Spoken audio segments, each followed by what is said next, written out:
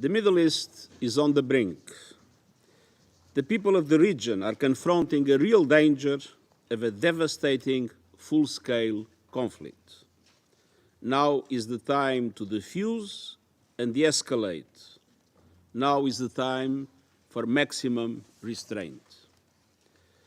This emergency session has been convened upon an urgent request by the permanent representative of Israel, who noted in his letter dated 13 April to the President of the Security Council that Iran had launched, and I quote, a direct attack from within its territory of more than 200 UAVs, cruise missiles, and ballistic missiles towards Israel in clear violation of the UN Charter and international law, end quote.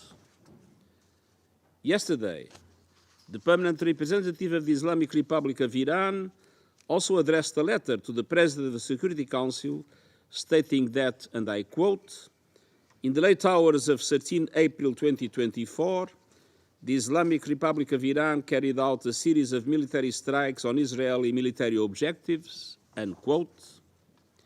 He stated that the action was taken, and I quote, in the exercise of Iran's inherent right to self-defense, as outlined in Article 51 of the Charter of the United Nations, and in response to the Israeli recurring military aggressions, particularly its armed attack on 1 April 2024 against Iranian diplomatic premises, end quote. According to the latest reports, Iran launched hundreds of drones and missiles from its territory towards Israel, with most intercepted.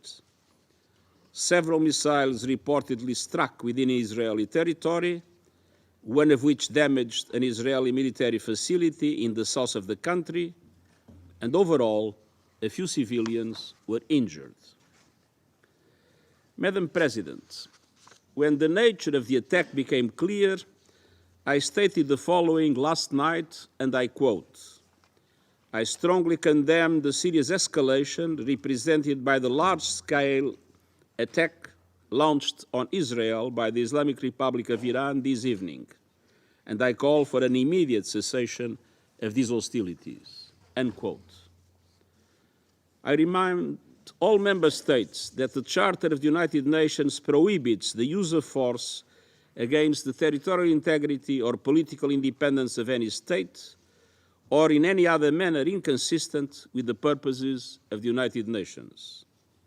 Furthermore, the principle of inviolability of diplomatic and consular premises and personnel must be respected in all cases, in accordance with international law, as I stated when condemning the 1 April attack on the Iranian consulate in Damascus.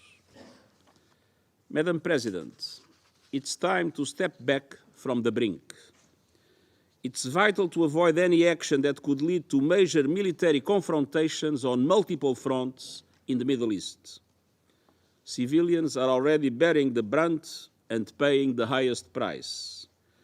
And we have a shared responsibility to actively engage all parties concerned to prevent further escalation. As the Friendly Relations Declaration of 1970 states, acts of reprisal involving the use of force are barred under international law.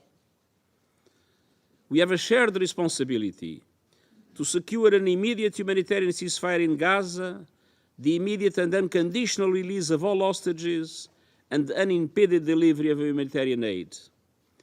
We have a shared responsibility to stop violence in the occupied West Bank, de-escalate the situation along the Blue Line, and re-establish safe navigation in the Red Sea.